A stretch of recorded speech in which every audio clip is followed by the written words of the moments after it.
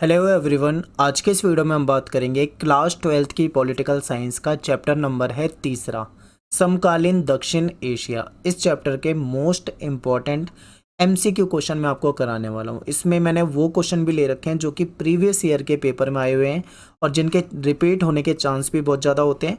और पूरे चैप्टर को कवर करते हुए ये एमसीक्यू क्वेश्चन बनाए हुए हैं, एनसीईआरटी बेस्ड है और इससे बाहर आपके पेपर में क्वेश्चन नहीं आएंगे, यही क्वेश्चन आएंगे। बस हो सकता है कि लैंग्वेज घुमा सकते हैं थोड़ा बहुत, बाकी क्वेश्चन यही रहेगा। ठीक है, एक बार आप सिलेबस देख लीजिए। आपको मैंने लास्ट ईयर जो वीडियो बना के दे रखी है, आप उसमें से चैप्टर की डिटेल वाली वीडियो देख सकते हैं। ठीक है, पूरा चैप्टर, फुल चैप्टर आपको डिटेल में पढ़ाया हुआ है, वहाँ जाके देख सकते हैं।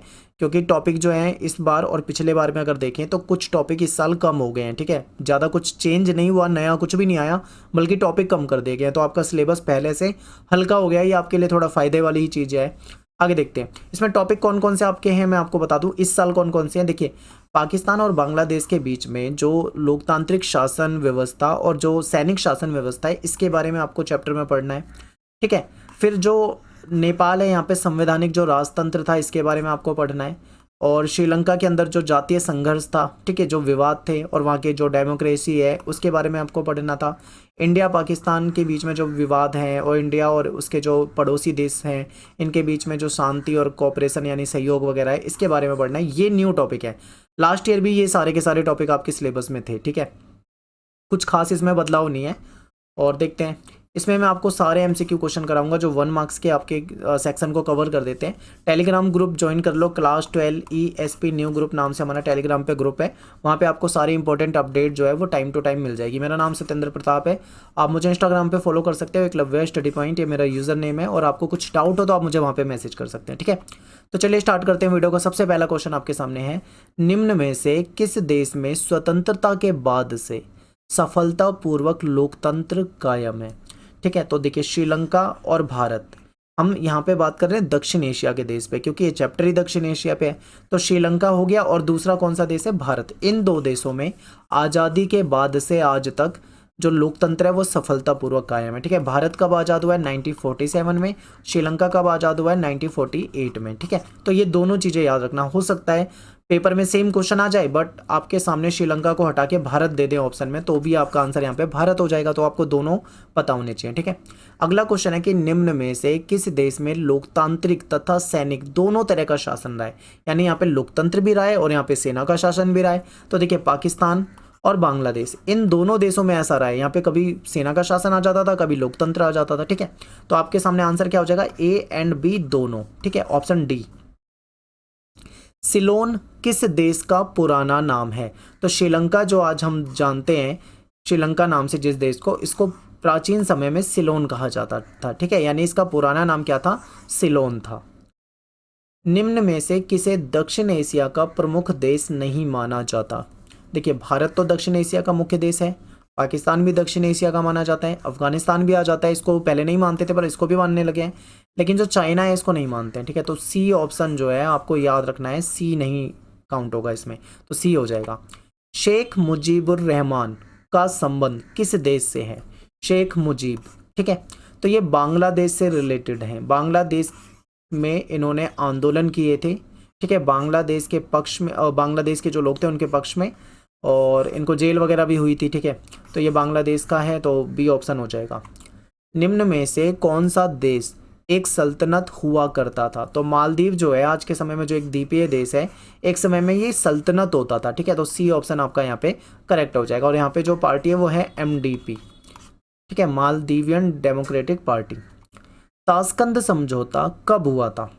देखिए, या एक चीज़ ना अपने दिमाग में बिठा लो, 1965 में भारत और पाकिस्तान का युद्ध हुआ था। ठीक है, उसके एक साल के बाद 1966 में ताशकंद समझौता हुआ था। तो आंसर क्या होगा? C option, 1966। और ताशकंद समझौते में भारत की तरफ से गए थे प्रधानमंत्री लाल बहादुर शास्त्री, और इनकी वहाँ पे मृत्यु हो गई थी। और आज तक ये कारण नहीं पता लग पाया कि अचानक ऐसा क्या हो गया जिसके कारण उनकी वहाँ पे मृत्यु हुई। ठीक है, तो संदिग्ध है। तो लाल बहादुर शास्त्री के समय में हुआ था, 1966 में हुआ था। कैसे याद रखोगे? ये याद रखना कि 1965 में भारत पाकिस्तान का युद्ध हुआ, उसके एक साल के बाद ये समझौता हो गया। भारत ने श्रीलंका में शांति सेना कब भेजी थी?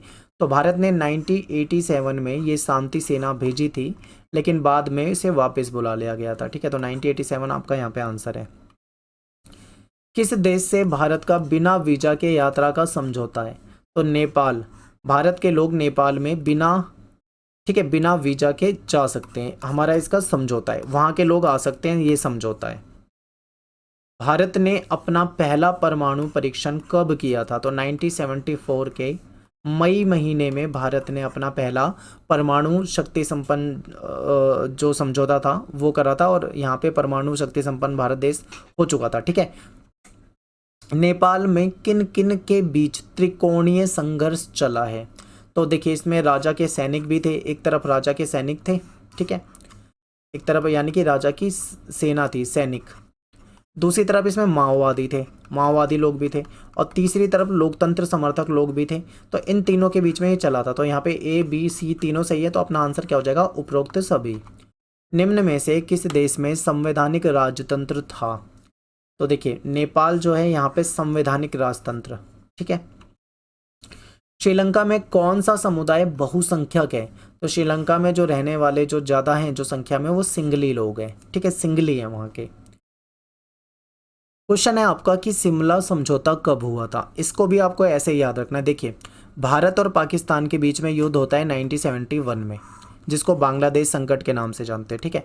और उस युद्ध के एक साल बाद यानी 1972 में एक समझौता होता है, जिसको हम किस नाम से जानते हैं? शिमला समझौते के नाम से, ठीक है। तो इस तरीके से याद रखना है। इंदिरा गांधी जो थी उस समय में प्राइम मिनिस्टर थी, तो ये चीज़ आपको याद रखनी है। और एक चीज़ और कि ये जो 1972 वाला समझौता था, ये अगर महीना भी पूछ ले तो भी आपको याद रखना है कि जुलाई के महीने में हुआ था, ठीक है। अगला है कि लिट्टे का संबंध जो है वो किस देश से है? तो लिट्टे जो है ये आपका श्रीलंका से रिलेटेड है, ठीक है। श्रीलंका में चल रहे संघर्ष को सुलझाने के लिए किन दो स्कैंडिनेवियाई देशों ने बातचीत के लिए राजी करने का प्रयास किया? तो आइसलैंड और नॉर्वे, इन दोनों देशों ने समझौता कराने का प्रयास किया था। तो ऑप्शन आपका क्या सही हो जाएगा? डी, यानी कि बी और सी दोनों। नेपाल के राजा ने कब संसद को भंग करके सरकार को गिरा दिया था? ठीक है, तो ये कहानी आपकी 2002 की, ठीक है। 2002 में नेपाल के जो राजा थे उन्होंने संसद को भंग करके गिरा दिया था। निम्न में से किस देश में जातीय संघर्ष?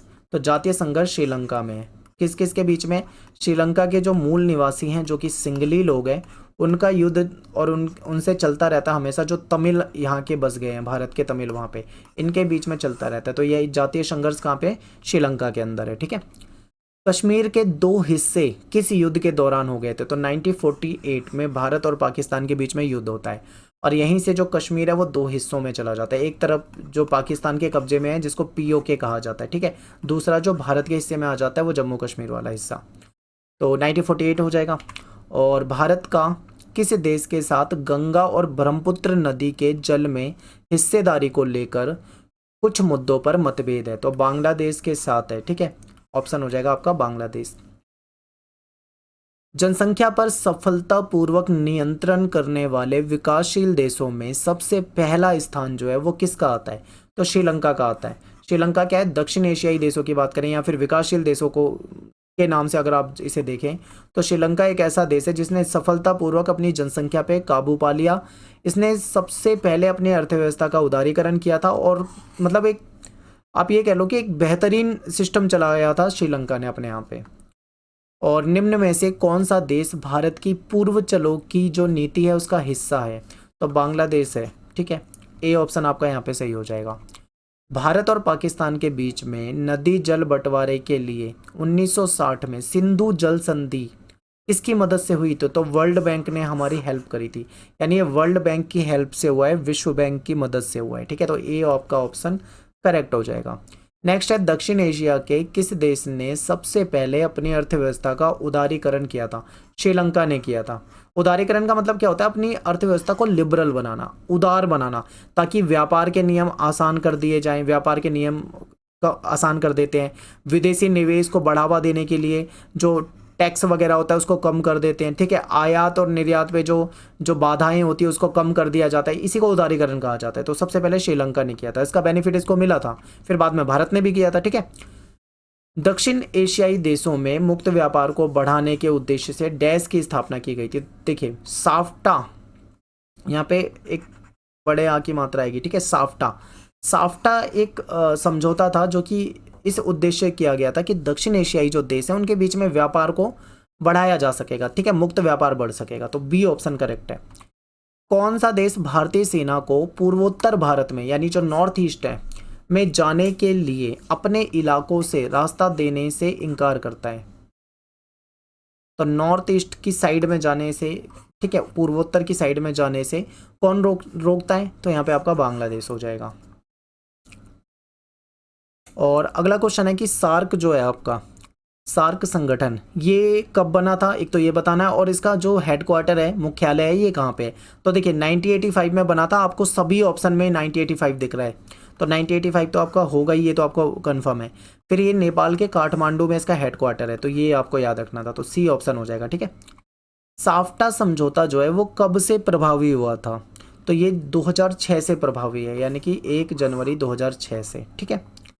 और निम्न में से कौन सी पाकिस्तान की खुफिया एजेंसी है? तो आईएसआई पाकिस्तान की खुफिया एजेंसी है, आप जानते हैं, ठीक है।